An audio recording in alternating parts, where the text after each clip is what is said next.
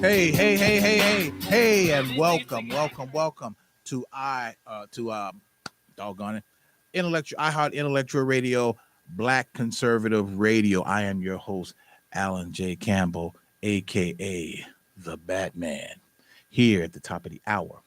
All right, y'all. I'm gonna go into a couple of things tonight, but one that is most poignant. Just this past week, and here we go again. And I'm not going to spend and trust me, I'm not going to spend a whole lot of time on this. Once again, another weekend full of shootings.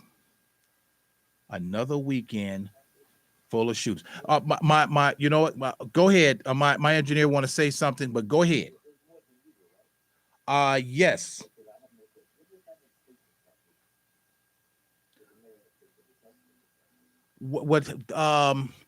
They ratified they ratified a contract.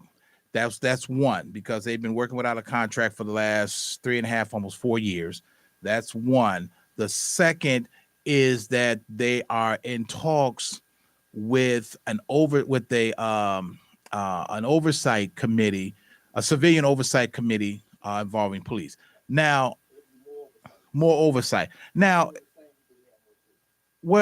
see, here's the wait. Repeat your question. Yeah, we had more shootings. We had more shootings. We had more shootings this weekend. My man, right. Just the facts. I'm gonna shoot this out to you all, and this is so funny. This is so funny. Huh? Oh no. He had a question he was commenting on, and I was kicking it back to him. Okay. The question. Repeat your question, Earl. His question was, do we have more? Did we have more shootings than normal? Yes. Yes, it happened on their watch. We had 70 shootings. Oh, okay. I'm sorry. His question was, what happened with them is that there was the city and the police union ratified a contract for the police, and because they've been working without a contract for the last 3.5, 4 years. That is the other thing. The other thing is police oversight by a civilian group.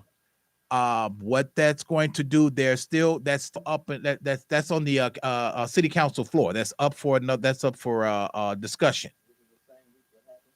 Shootings, more shootings. But what I want to jump on now, I'm gonna just briefly touch on that. This week alone, we had 70. Last week we had 40. Well, I'm sorry, we had 58 people shot. This past weekend, we had 70 people, 70 people shot, 12 killed.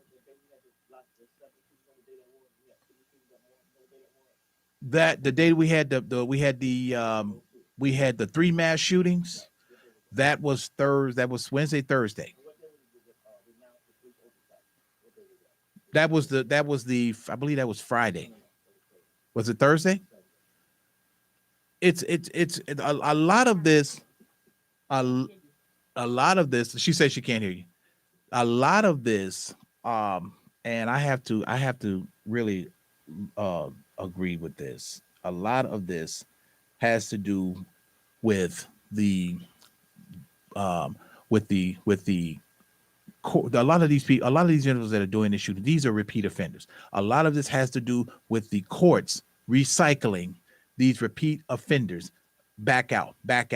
For example, the rapper that was shot 64 times, he was already out on bond for a previous gun charge. And this just continues and continues and continues and continues. As it says, 70 people shot, 12 fatally in a weekend across the city. The top cop, meaning the superintendent David Brown, blames the courts. I have to agree with him on that. I have to agree, because 80% of these people that are doing these shootings that they catch, you'll find out that they've already got gun charges in their background. Now, talking with a young man today who's from the East Coast. He went up. It's a conversation ensued, and I don't want to get too deep in this because there's some real I got some real shit I want to really talk about and get into. He's from the East Coast, and he made the comment that New York has the toughest gun laws. Why? Because they actually have truth in sentencing, and a lot of those gun charges, they escalate. They move them over to the federal side of law enforcement, which is what they should do here in the city of Chicago. I don't want to hear this bullshit about, well, we're bringing in a task force, we're bringing in a strike force, we're doing all of this. That's putting a band-aid. That's putting a band-aid on a gunshot wound. Let me be specific, on a Desert Eagle gunshot wound. That's a 50 caliber. Okay, you're putting a band-aid on that. You have to start prosecuting these animals, and I say that with all wholeheartedly, because when you're gunning down men, when you're gunning down, let me rephrase that, when you're gunning down children, what's wrong with you? You're gunning down children, 9-year-olds, 5-year-olds, 10-year-olds, 12, 16-year-olds. What's wrong with you? This is the gang that can't shoot straight. Absolutely the gang that cannot shoot straight. And the other part is some of you rat bastard parents who are letting these animals out in the street, and you know that these kids got guns because 9 times out of 10, you've been in their bedrooms, you've been with their friends, and you've seen these weapons, you've seen evidence of guns, you've seen all of this, and you continue to close your eyes. You continue to turn your back. You continue to look the other way. Here's the other thing. If you catch somebody who's underage with a firearm, you not only charge them, but you charge you charge that bastard that brought him into the world. There has to be something that we have to do to a point, as they say, extreme times call for extreme measures. And this is where we're at right now. Also, this is a form of genocide and a form of gentrification, because if you escalate the violence in a certain area, you get people who are law abiding begin to move out. What happens then? You drive the property value down. And then guess what happens, people? You get the Hispanics, the whites, the Italians, the Asians. You get all the other nationalities to swoop in there and buy up that property for pennies on the dollar. And your black ass is left out there in the cold with nothing to do also you have no generational wealth. This is the problem. This is what's wrong. Why we continue to walk around in the perpetual cycle, because we're not thinking about that. We're worried about what happened yesterday. We're worried about some shot we took and missed, and we're still complaining about it. It happens. Guess what? It's life. Get over it. Really. We're at a point now where we are killing each other for what? And the fact that you can't even speak on what is actually driving these particular things. I mean, just last week. Last weekend. I mean, you had a bus. You had a party bus shot up. A party bus. Really? And you have to ask yourself, what's really behind this? Could it be some secret organization that is out here trying to create this mass gentrification across the city so other nationalities can come in and take over? Anything is possible. Anything is possible. But enough of that. Enough of that. What I want to get into tonight's the title of tonight's show or topic is called Why, How Come, and Get Your Shit Together. That's exactly what I said. So mark me down. So make sure you mark me down. So that's 3. Wait a minute. So I don't forget, the infamous swear jar is on duty. All right, there we go. It's on duty. Now, the first one. This was brought to me, and I thought this was a very good topic. And I said, you know what, I'm gonna scrap the original topic, but I'm gonna go with this. This is very very good. And the first one, I need, and this is for the guys, because I know you all hear me, you hear me jump on the women and what have you, but it's sometimes it's needed. Sometimes there's some, and this is the truth. Sometimes some of you women need to get some act right in you, because some of you, all you understand, you don't understand a gentleman, but you understand Mister. Now, let me start with the first one. This is very very good, fellas. And even this even goes out to my man over here, my man Earl. Are you intimidated? Are you intimidated by a woman? No, let me rephrase that. Let me correct myself. Are you intimidated by your woman making more money than you?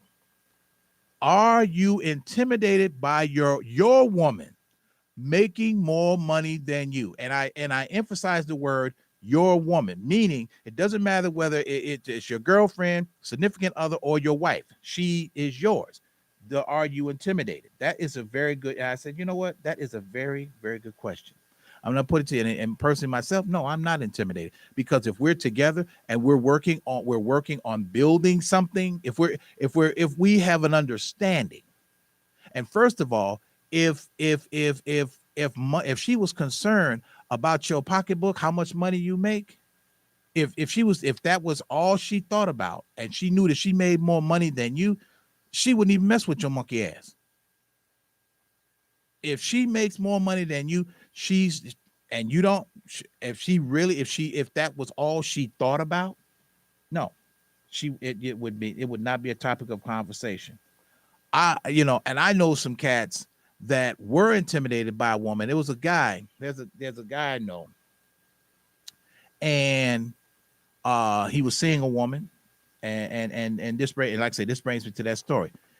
He worked at a parking garage. He was a parking attendant. Okay, he parked cars for a living. The woman she was, and I kid you not, true story, she was a financial advisor. So you know she's got deep pockets. She got money as long as train smoke. But she took an interest into this person, and they start, and they dated for a while.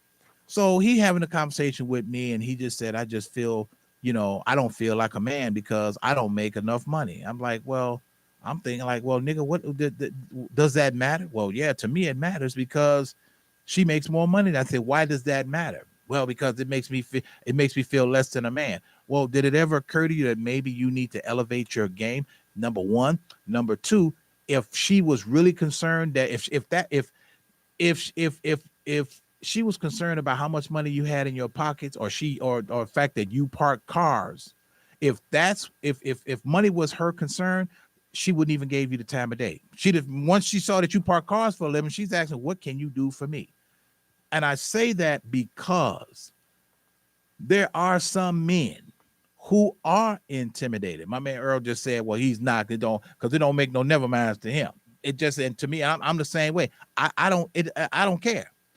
Baby, you making more money than me. Why? First of all, I'm happy that you are. I'm happy that you're in a position to do that, and not only to do that, but take care of yourself. But at the same time, in the event, if we're together, you're able to carry. See, and here's listen carefully.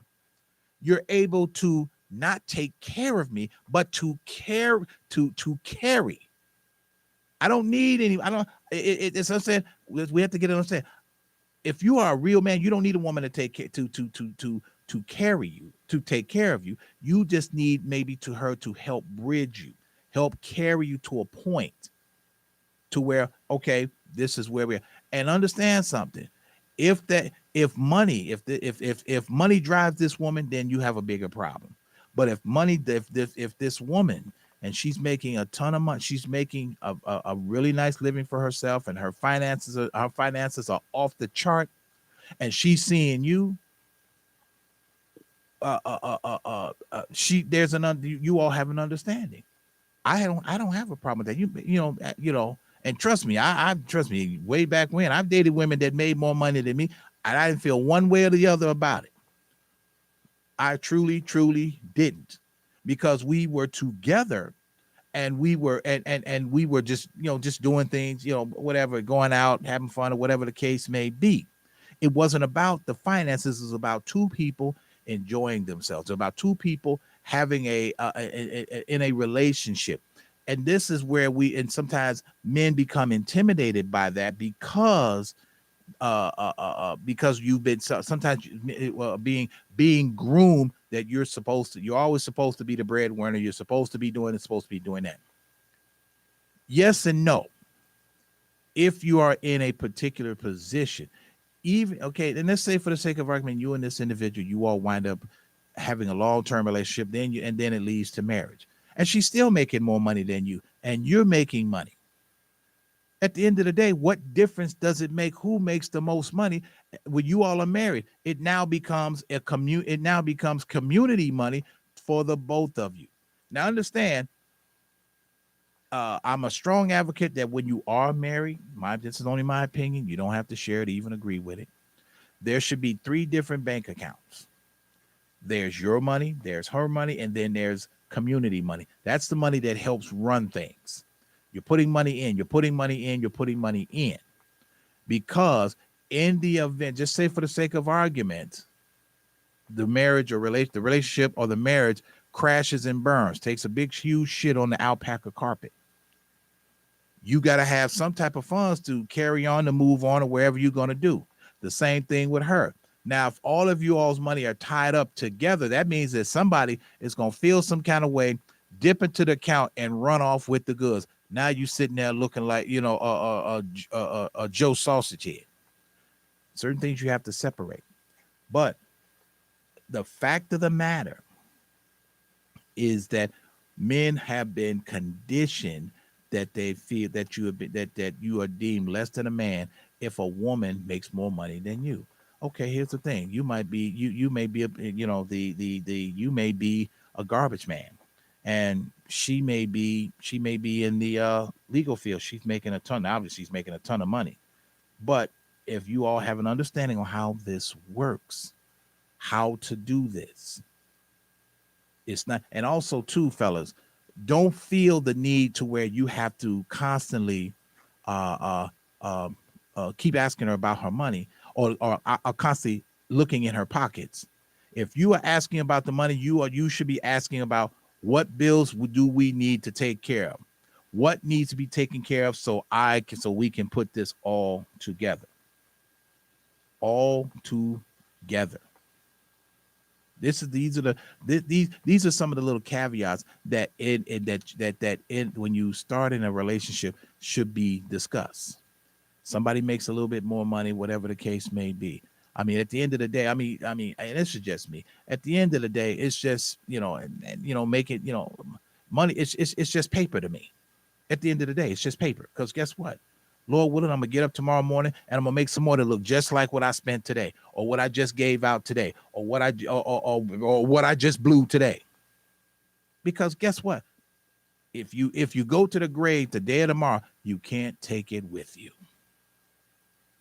Some people try, but you cannot take it with you. I don't know. I tell you the truth. I don't know anybody that has. I truly don't know anybody that has. Now, here's the flip side to that. Now, there are some women that make a ton of money, but have a tendency to throw it in that man's face. Have a tendency to do that because he may be down. He's not out, but he just may be down. He may have lost his job, or they cut back on his hours, so his finances have kind of slimmed down a little bit. And then there's some, and then, like I say, truth be told, there's some women who create that level of intimidation on a man because she's making that money. Well, I don't need you anyway. Or you know what, you can raise up and get the hell out of my house, And some of us, and trust and believe, some of us have had women that tell us, you can get out my house. See, now you flexing because you know you're making a little bit more money, or he's at a disadvantage, or whatever the case may be. See, that's the same. That is the that's two sides of this. That's different sides of the same coin. Sometimes it's a good, sometimes it's good, and sometimes it's bad. But ladies, don't use that as a weapon, as a weapon of war to intimidate that man, or to humiliate that man, to emasculate that man, to uh, uh, uh, to tear him down. Don't use your position of finances to say this, that, and the other. That's, don't do that. To say it's wrong is an understatement. To say it's wrong is an understatement. If you all are you all are making money, and you all are making good money, what difference does it make if she makes $1 more than you do? What difference does it make? Because at the end of the day, you love her. You love her still, or at least I hope so. I mean, truth be told, you know, what difference does it make if you all are together and you are working on building something? And the operative word, and you all have heard me say this time and time and time and time and time again, I don't give a good goddamn what you say. Love, emotions, feelings does not build a home. That's part of the ingredients. But what builds a home is the understanding, the agreement, finances, and work. That's what builds. That's where your foundation. That's how you lay a foundation. There are certain things there are material things, and then there are immaterial, material and non-material, for lack of a better word. And you have to understand, you have to use both in order to build. Fellas, if this woman is out there and she has here's the other thing. You have to, and also to respect that she has a mind of her own, and that she has a mind. She has a mind of her own. She has her own opinion. She has ideas. Respect that. But also women, ladies, you have to understand, don't be that type of woman where you got all this mouth. You got this just constantly going, because you feel the need that you have to say what you need to say. You can make all the money in the world, but if you ain't got nothing up here and you got all of this going, what are you doing? You're not helping the situation. You got to learn to build. And the part about and the thing about intimidation, it is a choice to do. It is a choice. You're using that as leverage to gain an advantage over another. And sometimes it could be brute strength. Sometimes it could be brute strength, finances, situations, or other things. But most of the time, sometimes it's finances. And you will get women that will say, yes, sir, well, I make more money than you, and that's why, I went to school for this, and I went to school for that, and this and that and the other, and blah, blah, blah. And, you ought to be lucky that I even mess with your black ass and all this kind of, that's not all that's not necessary. All of that is not necessary. It really, really isn't. By no means is it. See, that's you being disrespectful. That's you having a particular, what's the word I'm looking for? Having a Jezebel spirit, a Jezebel spirit. When you feel the need that you have to do all of this and you got to flex because you're in a position. No. The level of when there is a point to where I don't have a problem with, I don't have a problem with any woman making her paper. None. Make your paper. Make it. But don't use that as a weapon, or a weapon of intimidation to to put your foot on a man or to hold him down or to even hold him back. Don't nuh-uh. It doesn't work. Doesn't work at all. None. Now the second part, this is it. This is this because it's three parts to this. Um, this is also here's an okay. This is like an A section. I mean, this is the B section. Okay, the next question, and this is for the fellas, and I'm asking all the men that are listening or watching, or whatever the case may be. Okay, how do you feel about a woman or your woman working under her maiden name after marriage? I'm gonna repeat that. How do you feel about a woman working under her maiden name after marriage? And I and I'm going to I'm going to expound on that. When they ref when the in reference to that, you may have a woman who, when you all first met, she say it's okay. Let's say that she's a nurse. She's a nurse or a lawyer, firefighter, police officer, or she's or long story. Or let's scratch that. Or she's in a field of profession, a professional field, I should say. Let's just say that. And the biggest thing, especially in the medical field, because there's so much that you have to go through to obtain your certification, your licenses, and so on and so forth. There's so many things that you have to go through. Okay, and then you marry this woman. Okay, and when she was when she was working at whatever hospital or center, and her name was Joan Smith, but now she becomes Joan Johnson. Now, fellas, would you have a problem with her working under her maiden name? And see reason and I'm gonna tell you the reason why. I'm gonna give you a couple of reasons on why. A couple. I'm gonna ask my man. Would you have a problem with? Okay, you met someone, and she works at a hospital.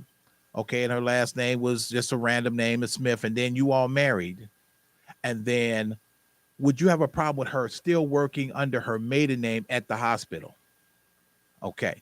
And my man said no. And I'm going to tell you why one of the reasons why a lot of medical staff, a lot of medical personnel women do not change their names, because you have to understand, when they first applied for these particular positions in the medical field, that is what's on their application, that is what's on their certificate, that is what is on their license.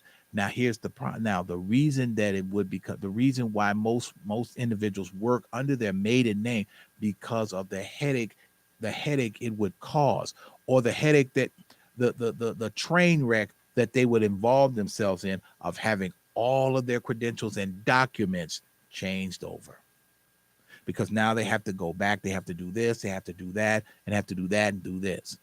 No, I don't have a problem with that, because at the end of the day, when she people, she's known as Dr. Smith on the floor, but when she comes home, when she comes home to me, we're married, she comes home to me, she's got my last name. This is only done for professional reasons, and it's the same way in the entertainment business. It's the same thing. There are people who retain what they call their stage name for professional reasons. This, that, and the other. You take you take individuals, like you take for example, with Angelina Jolie, when she was married to Brad Pitt. Okay, and she's married to Brad Pitt, but she never changed her name. She was still known as Angelina Jolie, but she was married to Brad Pitt. It's a matter of keeping it, but having that understanding. It's no slight against that man. It's just that it's more convenient that way, because of all the rigmarole that you may have to go through in changing all of this over and around, because you've gone through so many years of getting to where you are. And this is one of the dilemmas that a lot of women in the medical field, especially in the medical field. Okay, then you have women that are paramedics. So you levels of certification. Your name is on it. All of that is attached to one particular thing.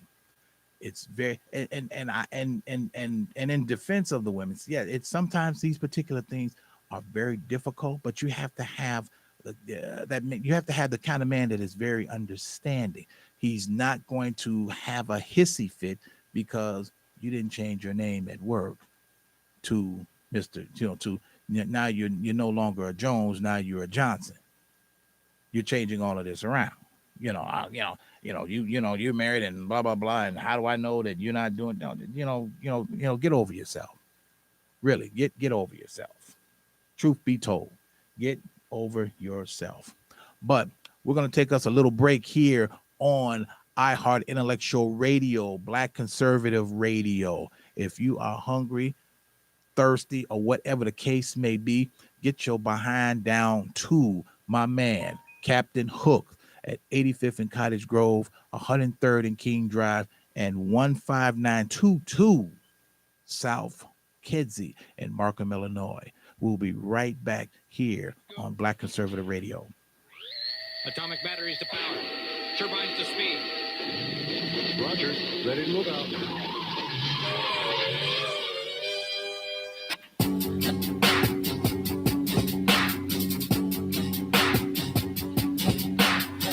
These niggas think it ain't crazy out here. Now bounce. Y'all gotta pardon me tonight. I feel like a superhero up in here.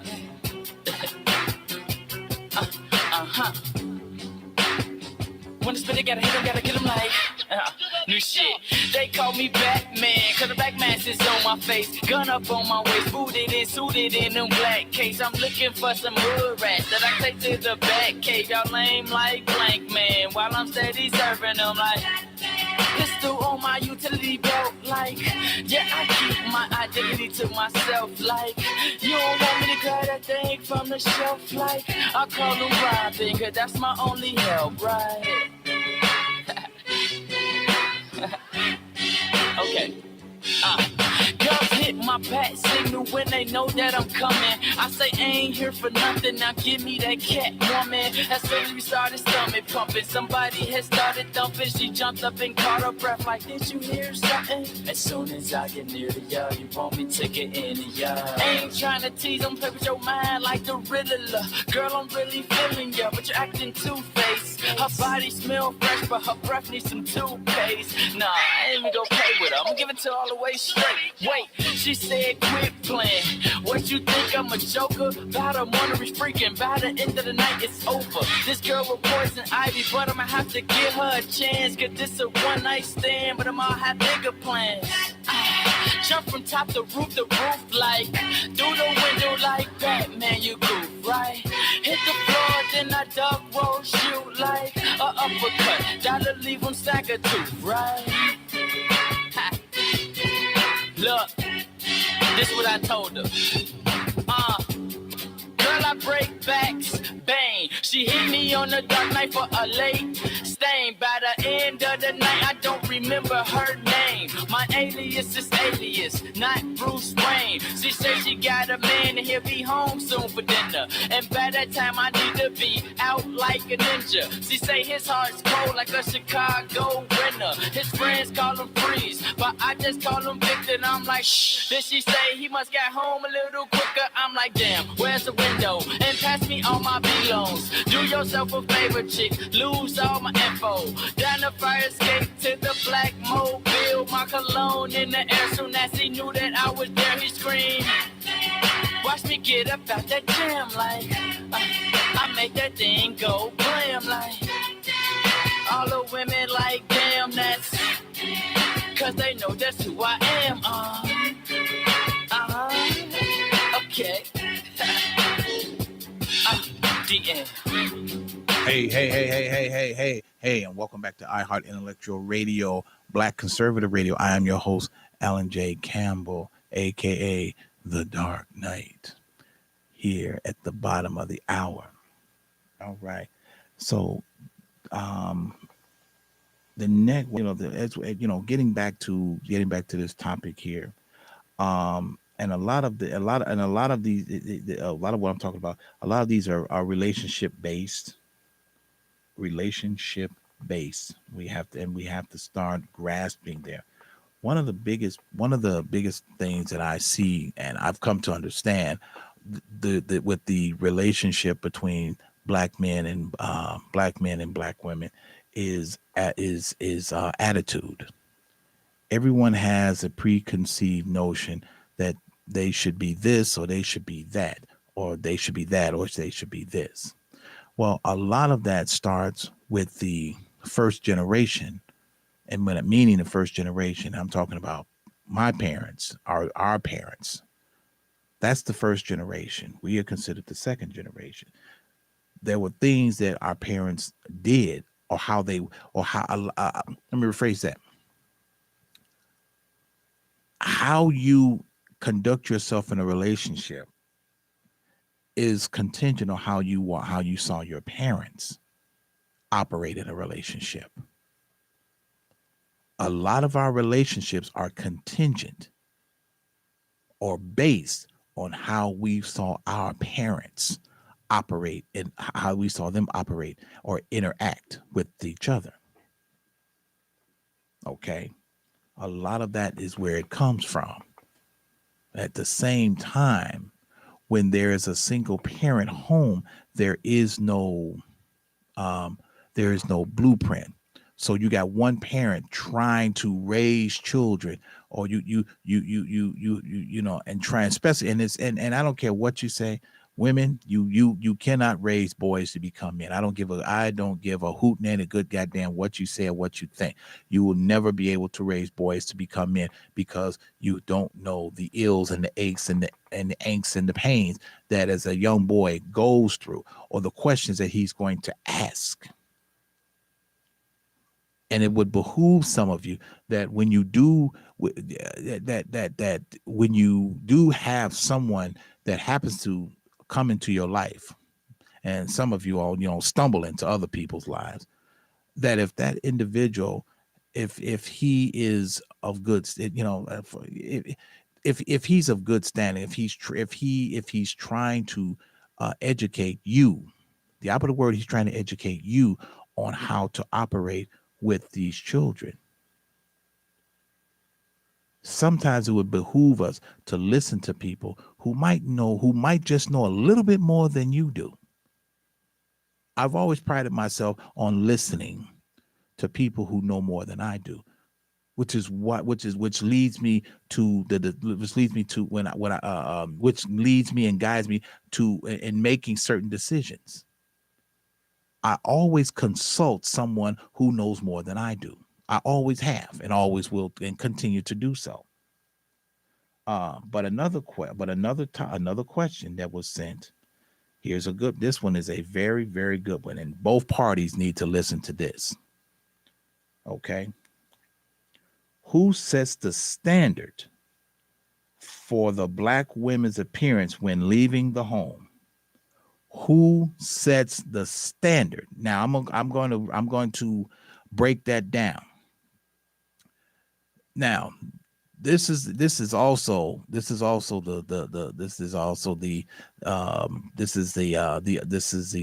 different sides, of the same coin, or the flip side of the same coin.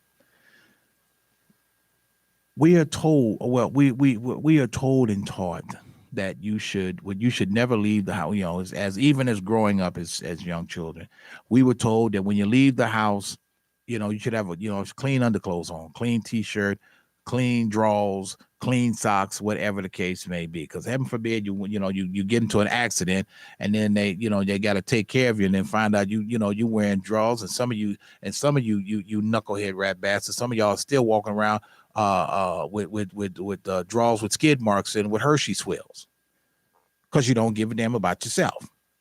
Now, when we're talking about setting the standard, when we're talking about setting the standard on of that, who does that? Well, first and foremost, we have to look at, once again, as I've indicated from at the very beginning of the conversation, we have to look at the first generation. They are the ones that set the standards. Our parents are the ones that set the standards, meaning that the father basically, and at the end of, at the top of the so to speak food chain, the father is the one who sets the tone. The mother or the woman is the one who divvies out these particular things. Here's the thing: the father is to teach the son how to operate, how to function as a man. The woman, her job, her role is to teach her girls how to operate as a woman, teach them as a woman, show them as a woman should. Just before we we were talking off air, and we were talking about variations. Okay, me personally, I am not, and never have, and never have been, nor will I ever be. But this is just the way of the world. I am not a proponent of a woman wearing pants on a constantly, regularly, just every day. I'm just not a proponent of that. I really am not.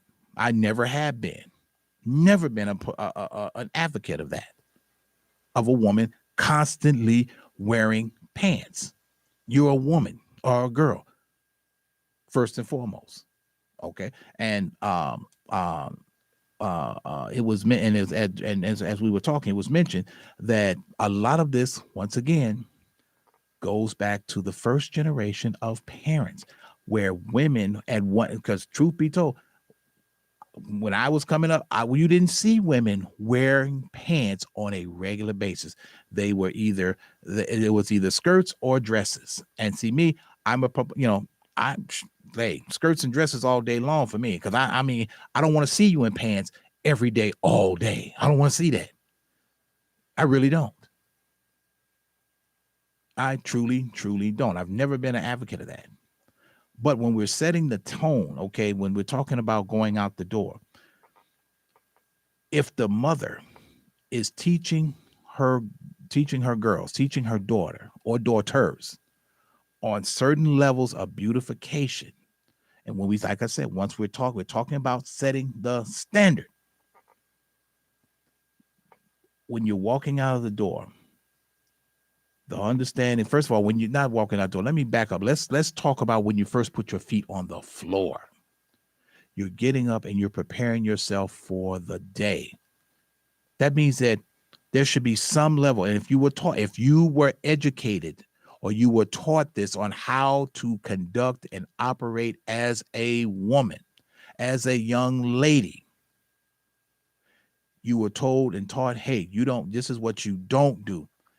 You don't get up and just go about your day without going into that first room, which is called the bathroom, and having a conversation with some soap and water, or showering, or whatever it is that you do.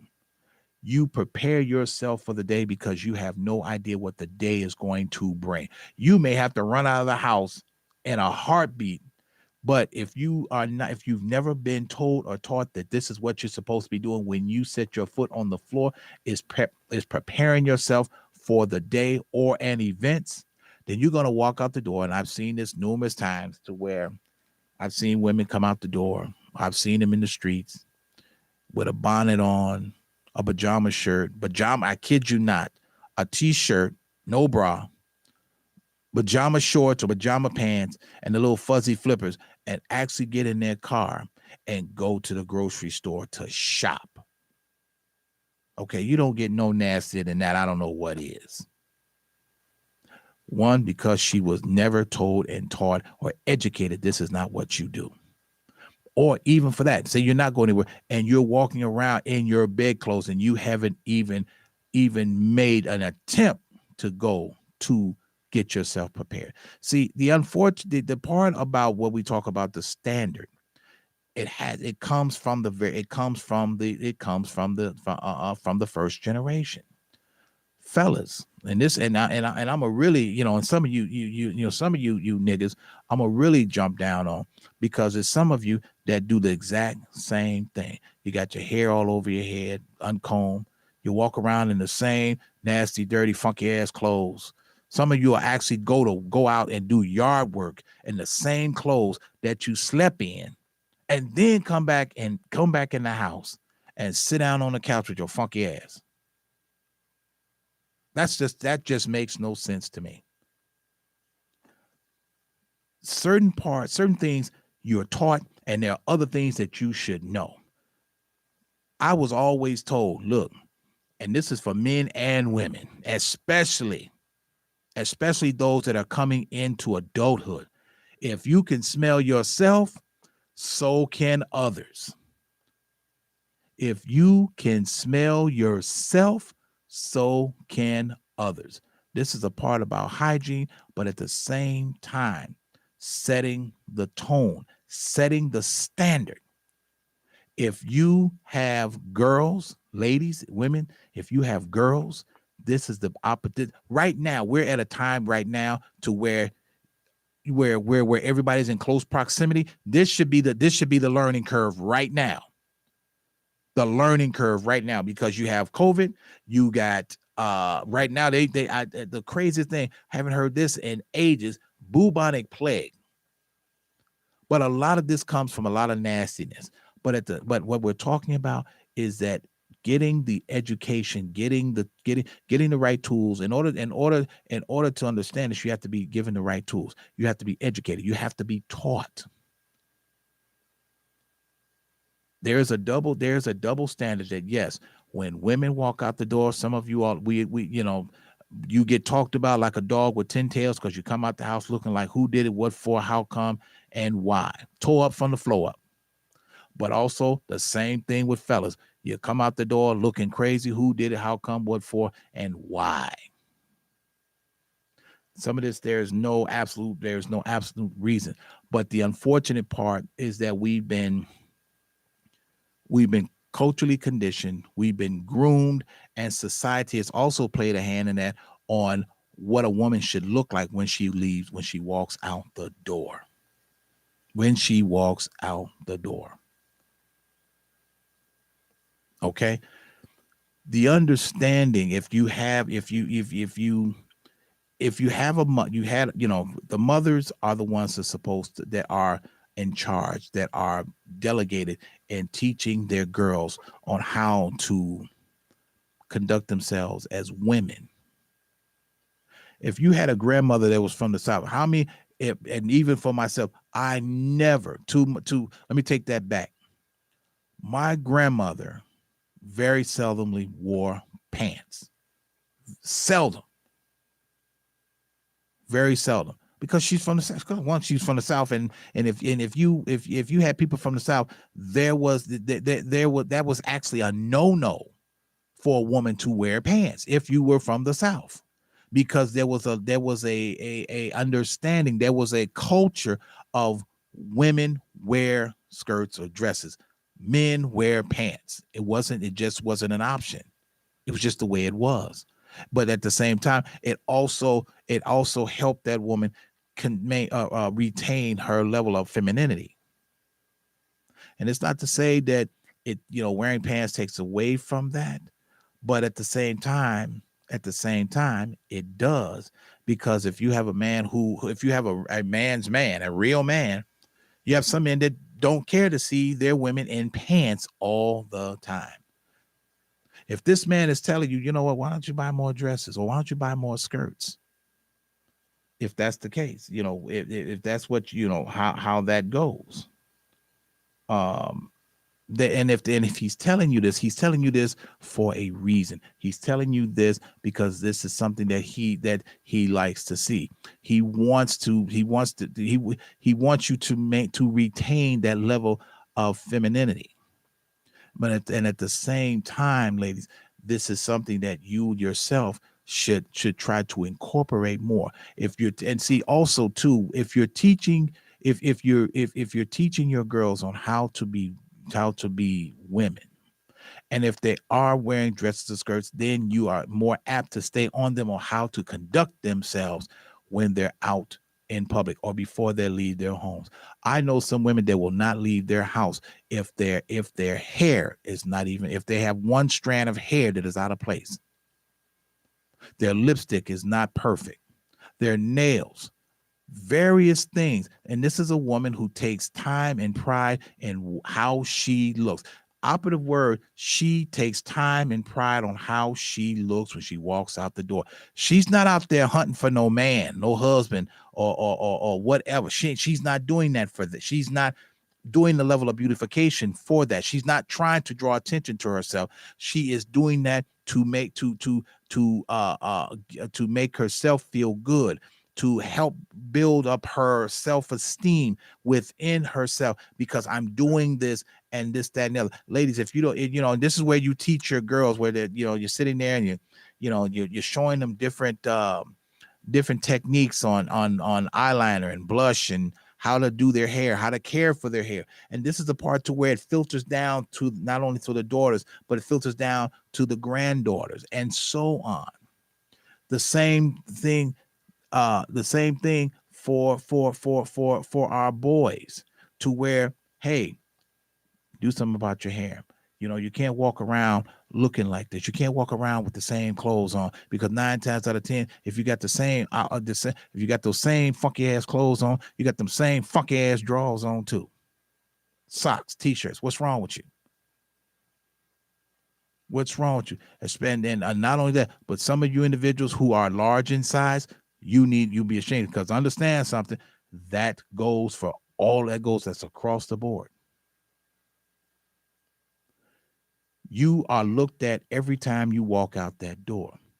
The unfortunate part, yes, there is a double standard as when women walk out and when men walk out. But if we work on changing the culture on how we do that, that starts inside the home. That starts with the first generation of parenting and teaching them, instead of being their friend or worried about falling out with your child or all that kind of kid. I don't give a damn what I know. If mine's out of pocket, I'm gonna tell you, point blank, period. You don't have to like what I'm telling you, but you're gonna listen to what I'm saying. Point blank, period. Point blank, period. If we're teaching our young people, especially our girls, because understand something, women are looked at differently, and they always have and they always will be. Women are looked upon as creatures of beauty, individuals of sensitivity, individuals of reasoning.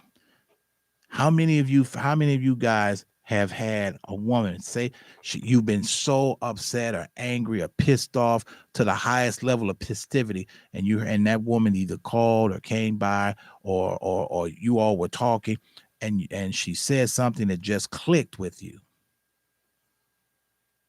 That's the sensitivity. That's the sensitive side that she has, that reached your sensitive side to calm you down. Because there's some, because believe it or not, there are some people out there who are still alive today. If it wasn't for that woman, if it wasn't for her talking that man down, he'd be in jail and somebody be in the grave.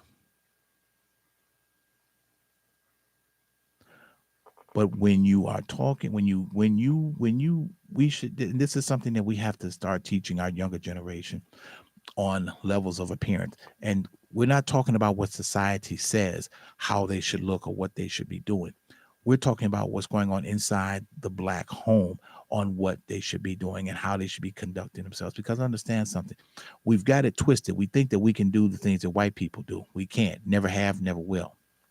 We have to be, we have to be clear on that. Clear on that. If you are a mother and you have girls, this is the time this time now in 2021, where you should be sitting down and educating your girls on how to conduct themselves, how they should look, because eventually they're not going to be little girls. They're going to wind up becoming young women, grown women, and possibly even mothers and wives. And then there are some that are destined for motherhood and wives, and then there are some that are not destined for motherhood or wives. But it doesn't change the fact that if you are conducting yourself as a woman, those particular building blocks can change the course or the direction that you may be going. Because if you're the type of man who doesn't take care of himself, who has no sense of upkeep, you don't do anything about your hair, you don't brush your teeth, you don't wash your funky ass, all of that. How in the world can you even possibly attract someone, or even if you, goodness gracious, even have children, and you're not teaching them how to do these things? The same goes for women. How can you teach that? We have to understand that, yes, we live in a world of hypocrisy. Yes, it's very, very true. But that's just that is the world. The true meaning is understanding that's what we live in. And we have to realize that and accept that. And a lot of us, we have to realize this too. A lot of individuals, they stem from the very hypocrisy that they despise. That is just the way that's just the matrix of it. That's the way life is. But if we take a concerted effort to where, as they say, teach one, if we're able to teach one, reach one, teach one, and then you create this, you wind up creating a chain link. But it has to start somewhere.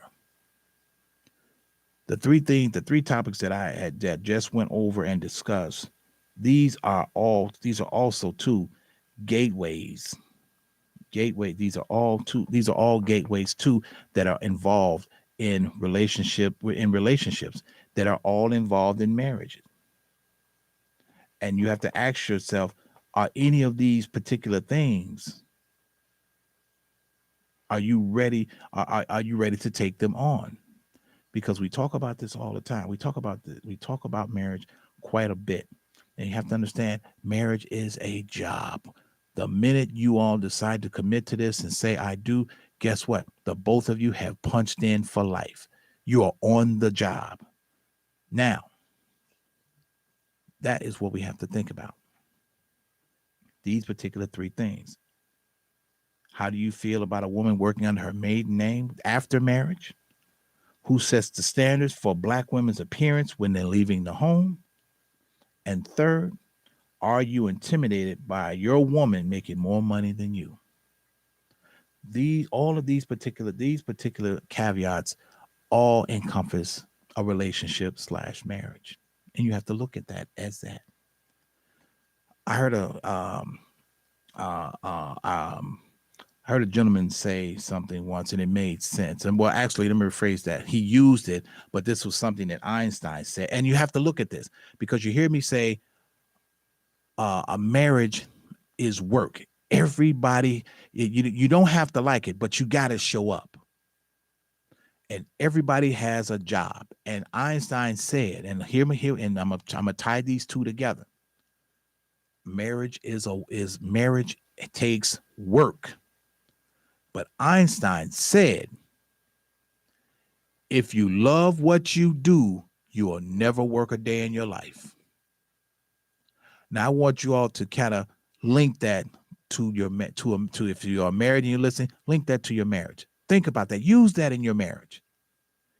If you love this woman, you're not working at it because you love her. You love what you do for her. Women, don't think about it as work, because you love that man. And if you love that, you love what you do for him. So if you love what you do, you're not working. You're not working you all are working together, but you love what you do. So it's not a hard job. It's effortless. Use that, bridge that. But with that being said, I see the lights flashing in the distance and the helicopter has just landed. So, which means what, you all? That's all the time we got here on iHeart Intellectual Radio, Black Conservative Radio. But I hope you all really took something from these bullet points from this. I really do, because we have to change the culture, people, of what we do and how we operate, especially with one another, especially operating Black men and Black women on how we operate. And as I say, use this. Remember, use this. Keep this. If you're not sure, etch it in your mind. Like I said, if you love your marriage, if you love what you do, you will never work a day in your life. And marriage takes work. Remember that. So with that being said, not my monkey, not my circus. I'm gonna see y'all next week. Let's go. Atomic batteries to power. Turbines to speed. Roger. Ready to move out.